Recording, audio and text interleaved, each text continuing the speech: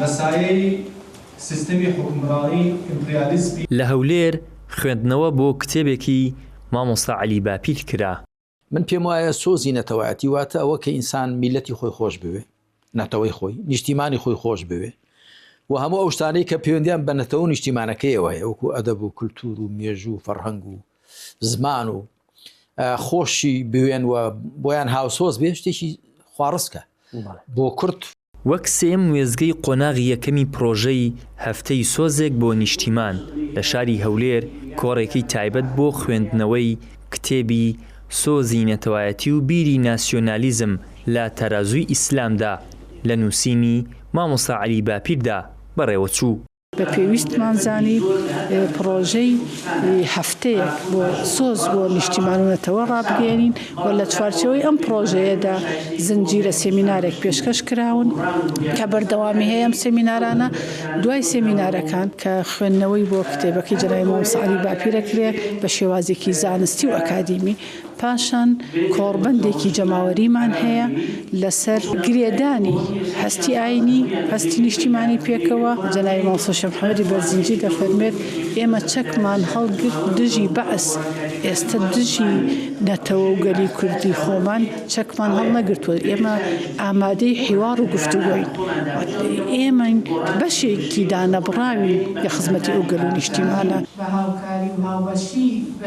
ئەم کتێبە کە چواردەیە لەمەوبەر لەسەر مافی کورد و نەتەوە نووسراوە نیشانەی ئەوەیە کە خەمی نەتەوە لای ئێمە ئێستا نییە، بەڵکو ستراتیژیەکی کۆن و نەگۆڕ و وەڵامێکی دەمکوتکەریشە بۆ هەموو ئەو چەواشەکاریانەی بەرامبەر بە کۆمەڵی دادگەری دەکرێن.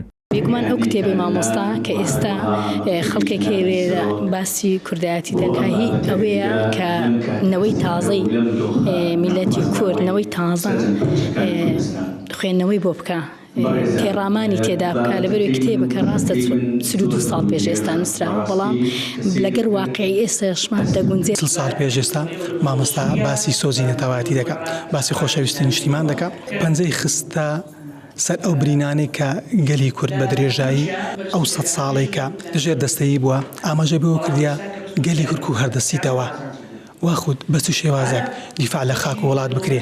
ئایا یعنی مەرجە ئەو کەسێک کە دیفاع لە خاک و وڵاتی خۆی دەکا مەرجە کەسێکی لادین بی؟ نا، دەکرێت ئەمە کەسێکی دیندار بین زۆر باشتریش خاک و وڵاتی خۆمان خۆش بێ. ئەم چاڵاکیە لەلایەن بەشی ڕاگەیاندن و ڕۆشنبیری مەکتەبی سەرۆکی کۆمەڵی دادگەری و مەکتەبی ڕاهێنان و پێگەیاندنی کۆمەڵی دادگەری سەرپەرشتی دەکرێت.